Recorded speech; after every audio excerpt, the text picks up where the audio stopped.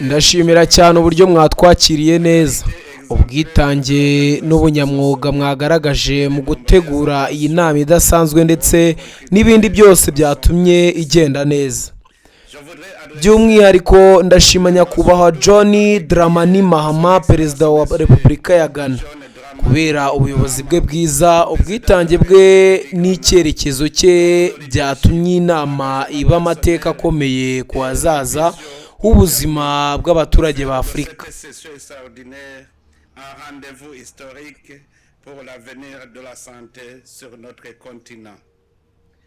Ibyemezo twafashe uyu munsi bigaragaza ubushake bwacu bwo kwihutisha ishyirwa mu bikorwa ry'intego twihaye kugeza mu mwaka wa 2030. Twongeye gushimangira ko twiyemeje kurandura sida nk'ikibazo cy'ubuzima rusange, gukumira impfu z'ababyeyi n'abana zishobora kwirindwa, gukaza ingamba zo gukumira no kurwanya indwara zandura n'izitandura, no kubaka gahunda z'ubuzima zikomeye zirambye zirimo bose kandi ziteguye guhangana n'ibibazo bishobora kuvuka mu gihe kizaza. Ibiganiro byacu byagaragaje ko nta rwego rw'ubuzima rushobora gukomera no kuramba hatabayeho ubuyobozi bwa politiki bukomeye, kongera amafaranga ava imbere mu gihugu ashorwa mu rwego rw'ubuzima ndetse n'inzego zifite ubushobozi bwo guteza imbere gukorera mu mucyo, kubazwa inshingano no gutanga ibisubizo bifatika.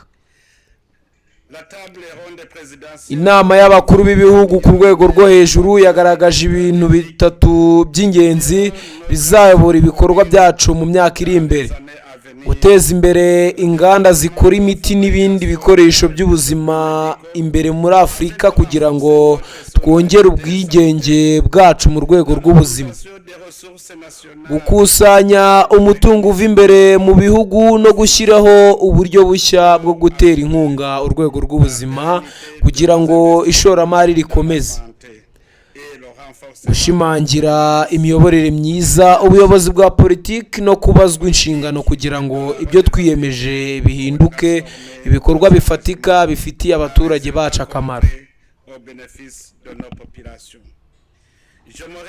Nishimiye imyanzuro n'imihigo ku bushake yatangajwe n'intumwa zitandukanye muri iyi nama. Ibyo ni ikimenyetso gikomeye cy'uko twiyemeje kuva ku magambo tukajya mu bikorwa. Uyu munsi Afurika ifite ubumenyi, inzego n'ubushake bwa politike bihagije kugira ngo ifate mu maboko yayo ejo hazaza h'ubuzima bw'abaturage bayo. Igisigaye ni ukugaragaza ko dushoboye gukorera hamwe, kongera ishoramari mu baturage bacu no gukurikirana neza ishyirwa mu bikorwa ry'imyanzuro twafashe.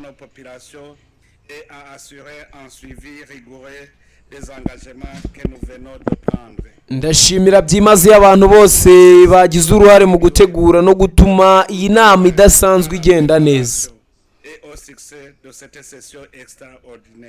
Ndashimira kandi abakuru b'ibihugu na za guverinoma, abayobozi b'intumwa n'abitabiriye bose kubera ibitekerezo byiza batanze n'ubwitange bwabo mu guteza imbere Afurika ifite ubuzima bwiza.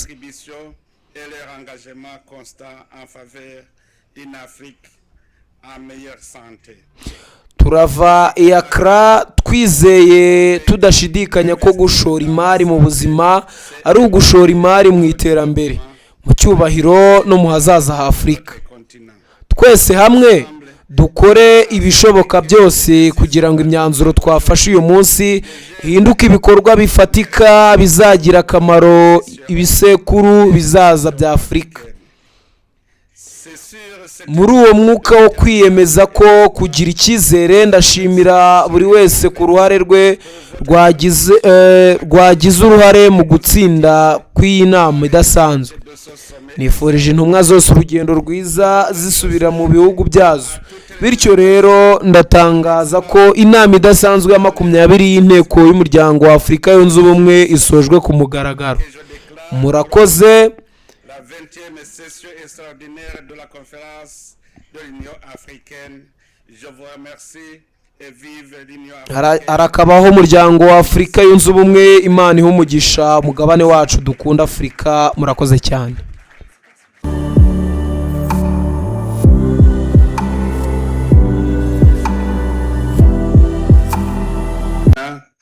Pour leur hospitalité chaleureuse, la qualité exemplaire de l'organisation de ce sommet et les nombreuses attentions qui ont contribué à son plein succès.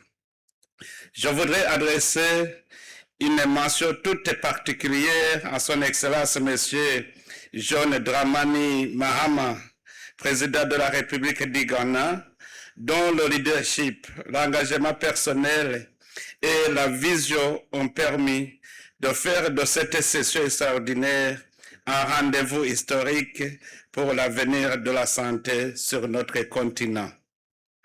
Les décisions que nous avons prises aujourd'hui témoignent notre détermination collective à accélérer la réalisation des objectifs fixés pour 2030. Nous réaffirmons notre volonté d'éliminer le sida comme menace de santé publique, de mettre fin aux décès maternels et infantiles évitables, de mieux prévenir et combattre les maladies transmissibles et non transmissibles et de bâtir des systèmes de santé plus résilients, plus inclusifs et mieux préparés aux crises futures.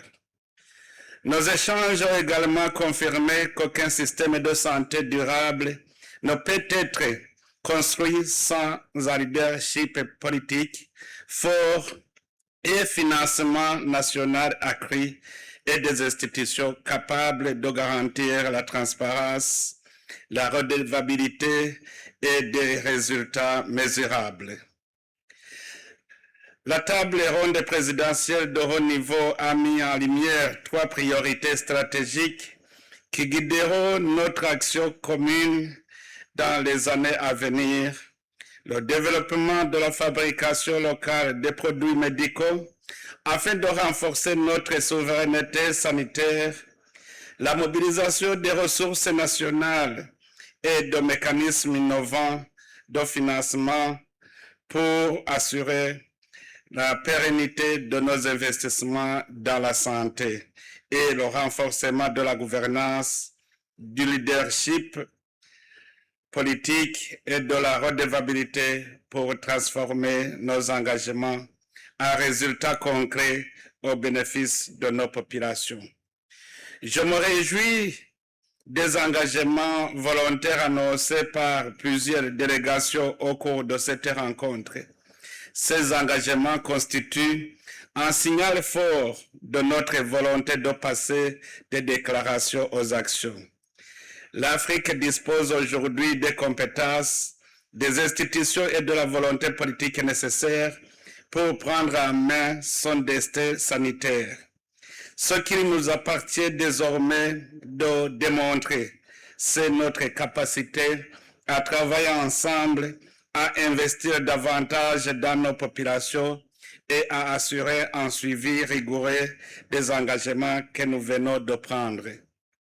Je voudrais remercier tous ceux qui ont contribué, de près ou de loin, à la préparation et au succès de cette session extraordinaire.